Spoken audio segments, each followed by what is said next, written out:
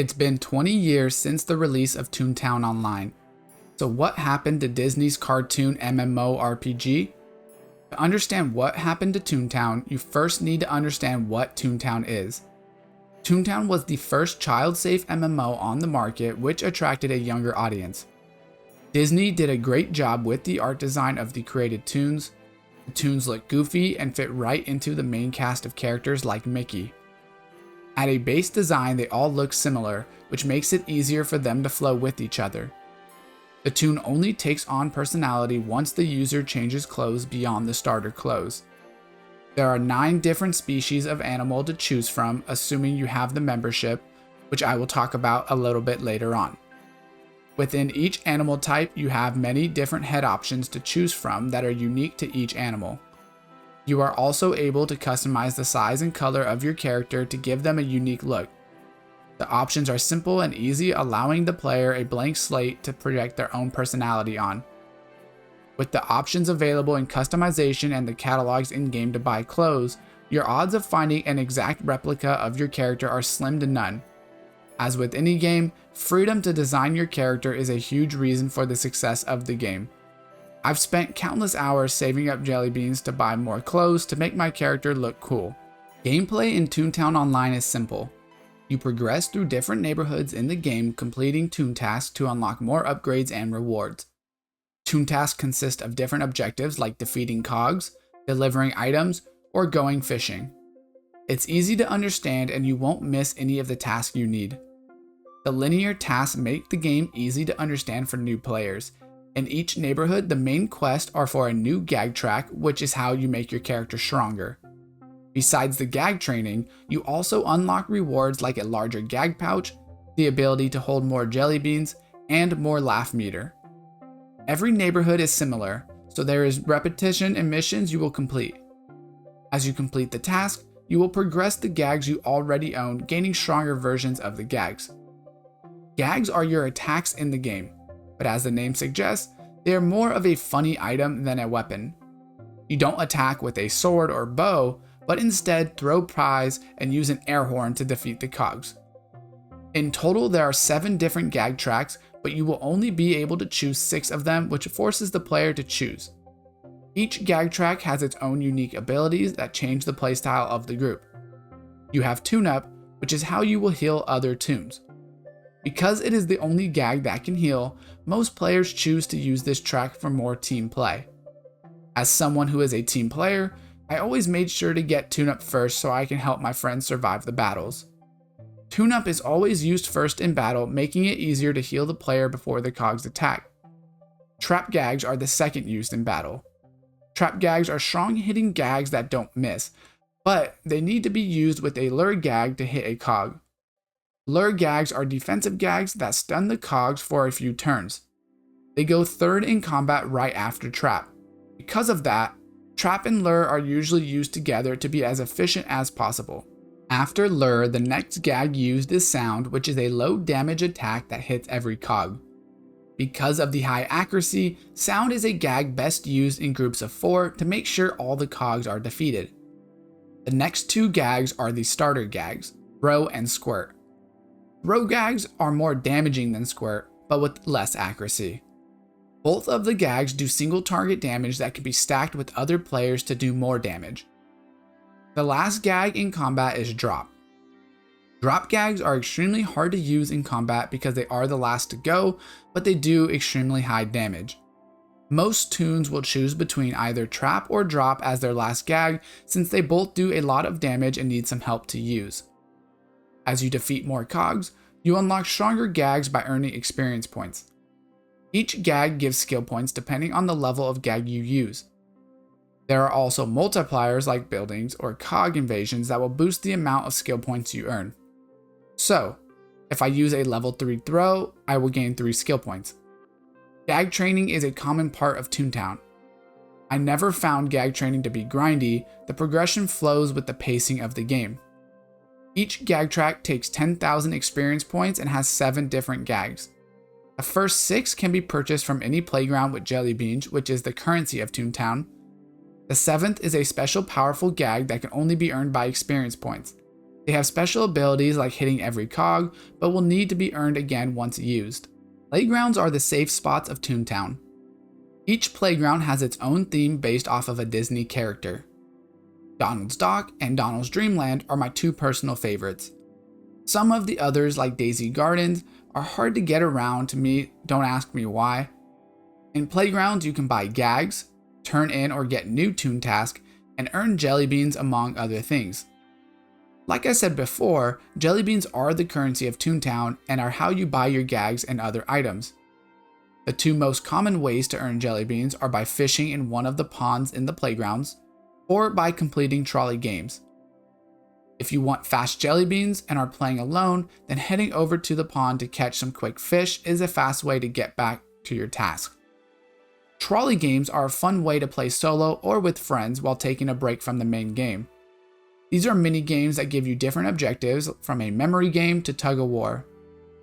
Because you can play the trolley in a party of 4, I would sit there for a long time stocking up on some extra beans because I was just having fun.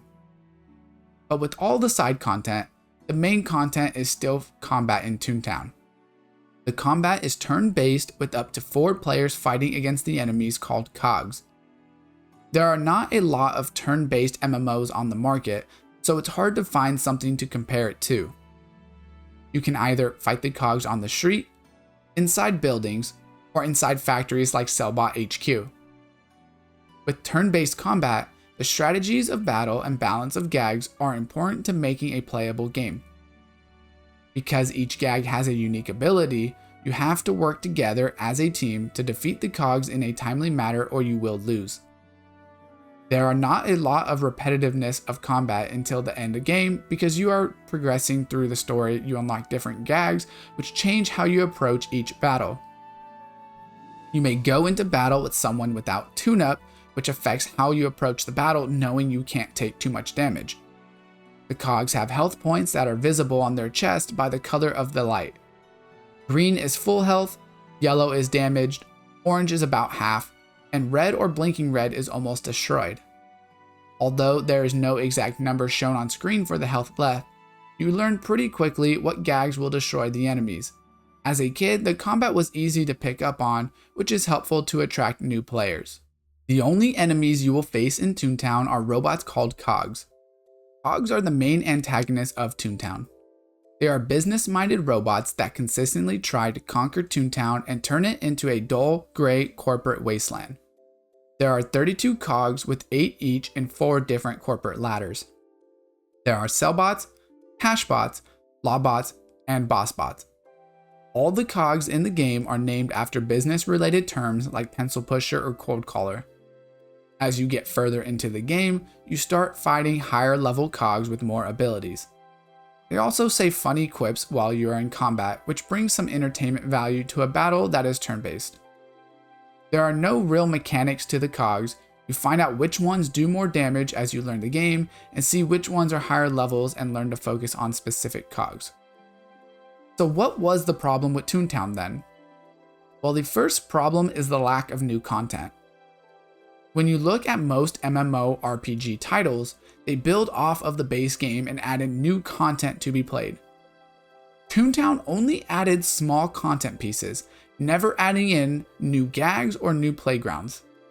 Once you reach max laugh and complete all the Toon tasks, the only task left is completing your cog suits. Although completing the cog suits is fun, they are repetitive after a while. The boss is always the same, so once you learn the mechanics it becomes easy. While I do enjoy completing buildings which are instance based, because you were running around and changing Toon tasks, the experience was always changing.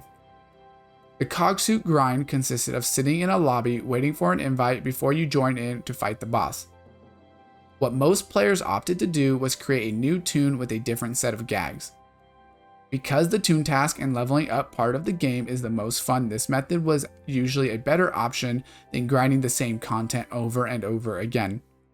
Now, of course, adding content is easier said than done because you still have to keep the game balanced and the core of the game the same, but when you add almost nothing over all the years, it's destined to fail. Probably the biggest reason for Toontown's demise is the outdated subscription model MMO. Without membership, you only had access to Toontown Central, which is the first playground of the game. Just for access to the full game, you need to pay $10 a month. In a market where most of your player base is young kids, not everyone will be able to afford the subscription, turning away players, especially with no new content being added. It's one thing to justify paying the membership if you get new gags and new playgrounds among other stuff, but to only get a few new animals and the new HQ of the cogs we already have is not enough. I don't think Disney could find a plan to keep the game profitable without keeping in the subscriptions. Disney missed out on the ability to pivot to a mobile game with Toontown. Over time, gaming has changed with mobile games becoming more popular.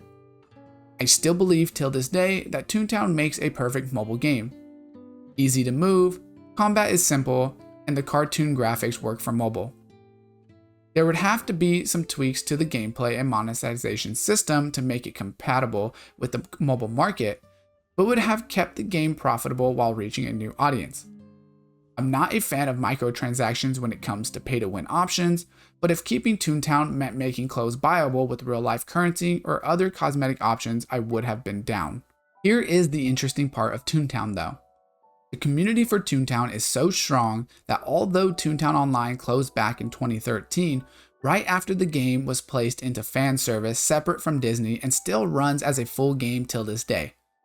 It now goes by the name Toontown Rewritten, and although it has none of the resources Disney has, the game still produces more new content than Disney ever did.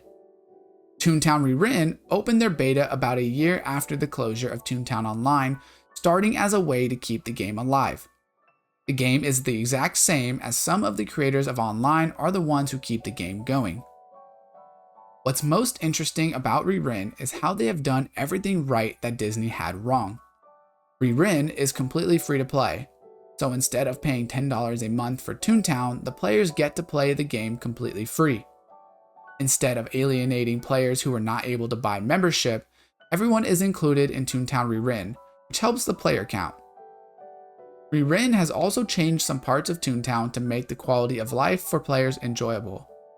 Instead of the 200 XP cap per building, the cap is now 300. Toontown Rewritten also nerfed the cogs a small amount while buffing the toons to make the game easier. Level 12 cogs no longer have 200 health, but have 196.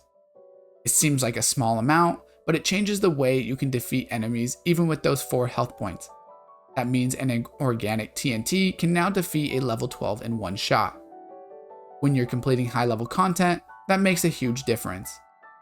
A lot of the difficulty does have to do with the number of experienced players in Toontown Rewritten compared to Toontown Online, since most of the players are people who have been playing the game for a while.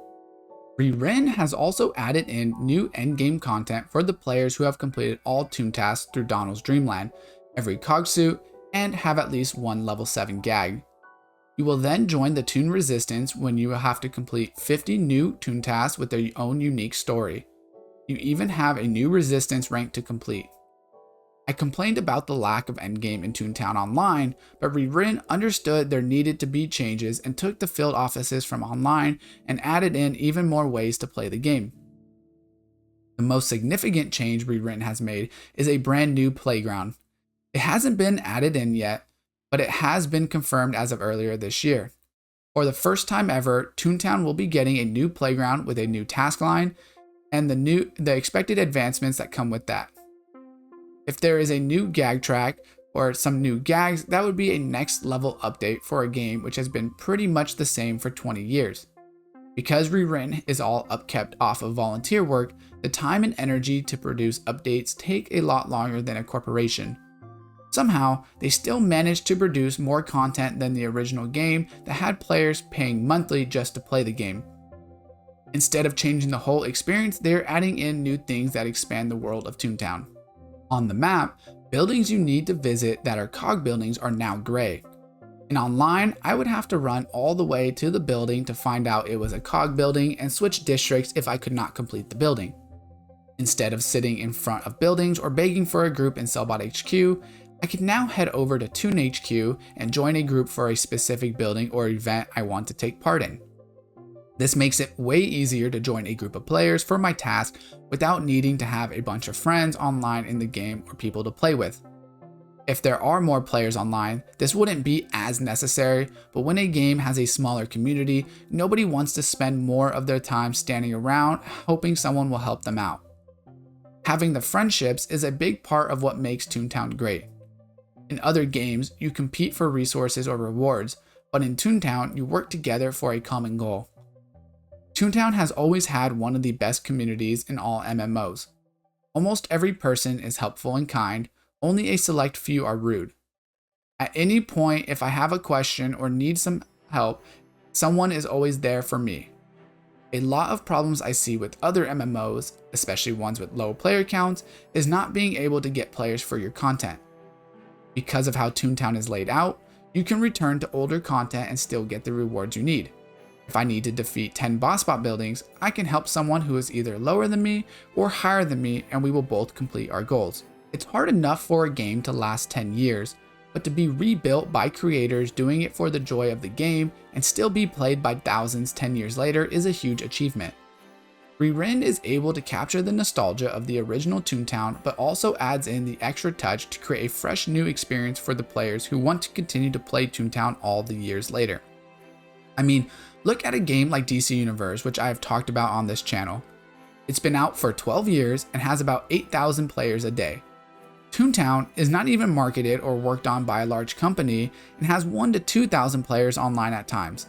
That's pretty good for a fan service game. I truly think Toontown is one of the biggest what ifs in gaming. Because of the lack of access for free to play players, the game spiraled down until its destruction. But with the revival of a free version of the game, Toontown has been able to keep the hardcore fans interested all the years later. What if Disney switched their business model all those years ago, creating microtransactions for cosmetics and porting the game to mobile? But at the same time, I think I share the opinion of most when I say I would swap Toontown Rewritten for Toontown Online. Toontown Rewritten built off of everything Toontown Online created by only making small adjustments to help improve quality of life for the player base. 20 years later, it's good to know Toontown is in good hands with people who care about the brand. If you do enjoy the video, make sure to drop a like and subscribe for more content like this. I will link some of my other retrospectives on screen, and I will see you guys next time.